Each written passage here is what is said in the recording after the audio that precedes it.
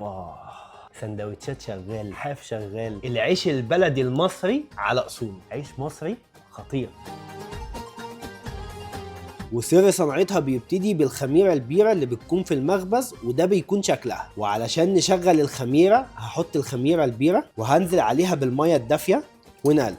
هسيبها 10 دقايق لحد ما تتفاعل. ودلوقتي هنعمل الخليط الجاف: دقيق، وهنزل عليه بالردة سكر، ملح، ونقلبهم كويس قوي. واول لما الخميره تشتغل بالشكل ده هنزل بيها في نص البوله، وهنزل بباقي كميه الميه تدريجيا، وهبدا اعجنها بالمضرب الكهربائي او بالعجان. وبعد 10 دقايق من الضرب المستمر، ولما يكون قوام العجينه مطاطي كده، يبقى خلاص العجين. وده شكل العجينه بعد ساعتين من التخمير. هبتدي اخد من العجين واكوره بالشكل ده واقفله كويس من تحت. وعلى صينيه غويطه هحط شويه من الدقيق مع شويه من الرده ونوزعهم، وهبتدي ارص فيهم العجين بالشكل ده.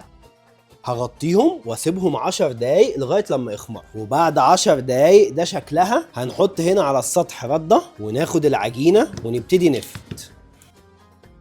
وتاني سر ان احنا نحطه على طاسه سخنه جدا من على الناحيتين، بعد كده ندخله على الفرن علشان دي بتوفر لنا فكره السير. وتالت سر ان احنا نخش بيه الفرن على درجه حراره 250.